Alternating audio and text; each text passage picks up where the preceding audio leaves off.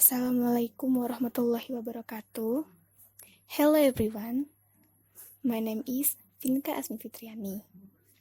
Here, I will a bit explain about intercultural communication. Communication has always been an important need of all societies. Communication can be defined as the exchange of meaning, the innovations, the standing and receiving of information between a sender and receiver.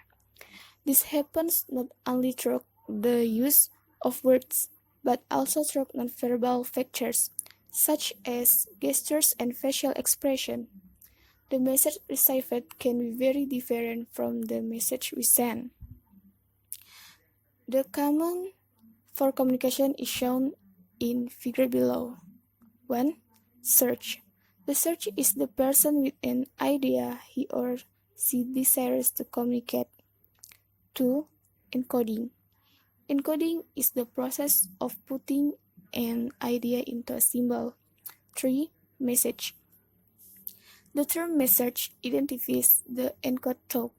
Encoding in the process, the verb, the message is the resulting object. 4. Channel. The term channel is used technically to refer to the means by which the encoded message is transmitted. Today it is called media. 5. Noise. The term noise technically refers to anything that distorts the message the search encodes. Noise can be of many forms. A. External noise can be the shakes, sounds, and other stimuli that draw your attention away from the message. B. Internal noise refers to your thoughts and feelings that can interfere with the message. C. Semantic noise refers to show alternative meanings of the search symbol can be distorting. 6. Receiver. The receiver is the person who attends to the message.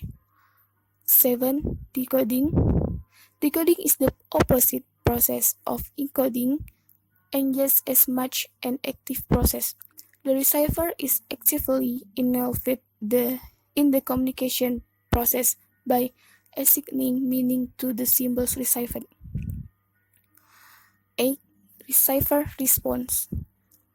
It refers to anything the receiver does after attended to and decode the message. The response can range from doing nothing to taking action or action they may or may not be the action desired by the search. 9. Feedback. It refers to that portion of the receiver response of which the search has knowledge and to which the search attends and assigns meaning. 10. Context. Generally, context can be defined as the environment which the communication takes place and which helps define the communication. Intercultural communication, sometimes used synonymously with cross-cultural communication, is a form of communication that's aimed at share information across different cultures and social groups. Intercultural communication plays a role in social sciences such as anthropology, cultural studies, linguistics, psychology, and communication studies. Intercultural communication is also referred to as the base for international business. A. Barriers to intercultural communication. 1. Attitude. Sample cases. A. Globalization means that there is now one business culture everywhere in the world. B. If they want to do business with me, then they will have to adapt to my culture. C. When in Indonesia, do as the Indonesians do. D. It's impossible to generalization cultures. There are many differences. E. Today I work with Indonesians. Tomorrow I will meet my American partners. I can possibly learn all I need to know about all the cultures I have to deal with. F. What I need when I go abroad is a list of do's and don'ts. G. Intercultural training just confirms stereotype. 2. Perception. The fact that people perceive the same things in different ways is particularly important in intercultural communication. The way we perceive is culturally determined, and the general lack of awareness of this is another barrier to intercultural communication. 3. Stereotype. A stereotype is a fixed idea or image that many people have a particular type of person, things, or even, but sometimes it is not true in reality. Generalization and categories are necessary, but when they are too rigid, they can be a barrier to the effective interpretation of a situation.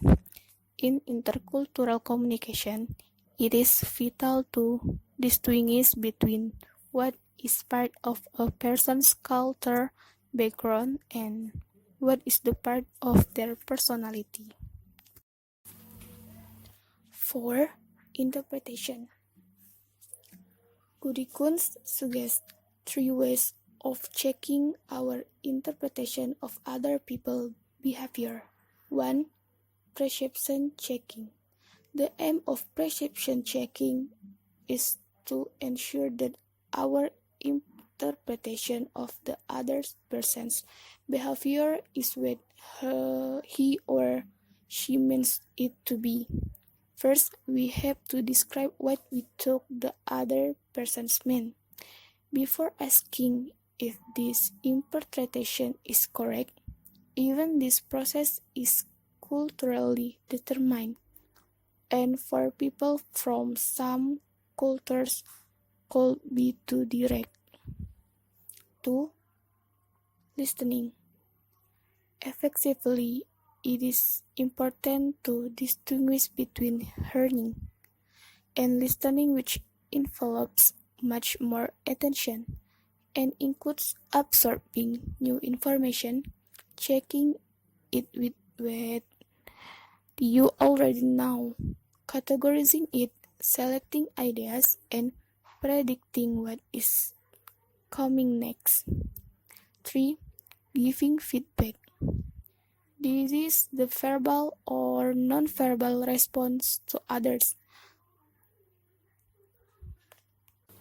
Again, the ways feedback is given vary widely across cultures, but it often useful to follow the following guidelines. Be specific.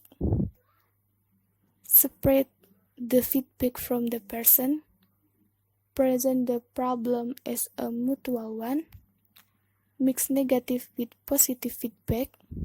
Provide feedback at an appropriate time.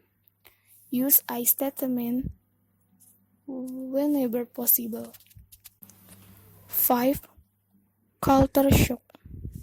Culture shock is precipitated by the anxiety, the result from losing all our familiar things and symbols of social intercourse.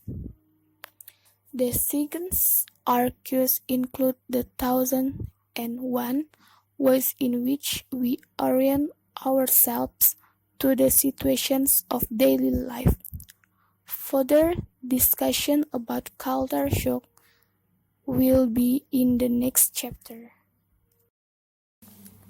Okay, next, nonverbal behavior. While language is the primary means of communication, nonverbal behavior also communicates. Nonverbal patterns include gestures, facial expressions, eye contact, body movement, touching, and the use of speech and time. Gestures are an obvious source of misunderstanding because they may have different meanings.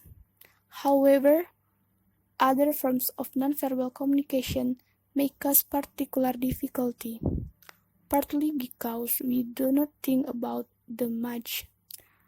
Therefore, we may not be able to figure out what is causing the misunderstanding or why we feel uncomfortable.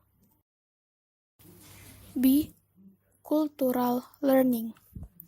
The process of cultural learning can be helped along by experience, reflection, and training.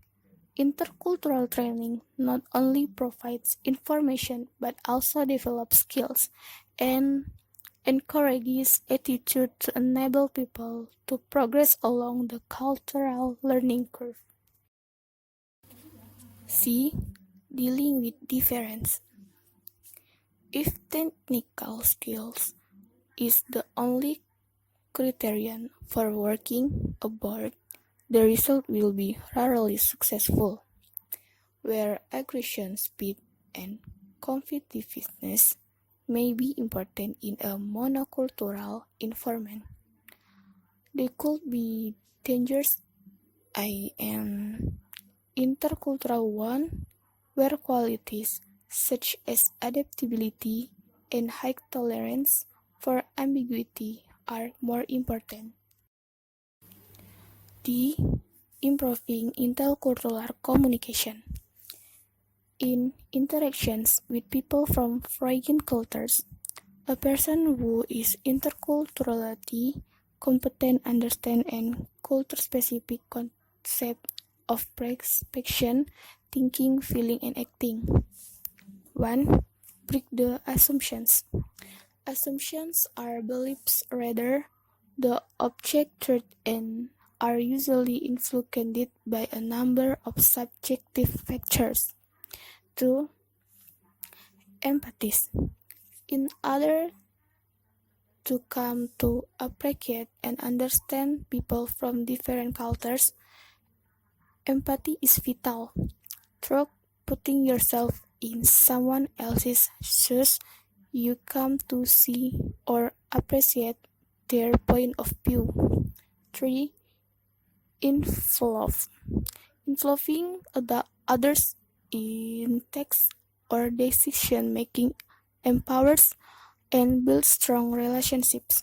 Using intercultural diversity is an exchange, a more creative approach to problem solving as it incorporates different points of view. 4. Discourage herd mentality. Herd mentality refers to a closed and one-dimensional approach. Such a way of thinking curbs creativity, innovation, and advancement as people are restricted in how to think, approach, and engage with people or challenge. And then last, avoid intensive behavior.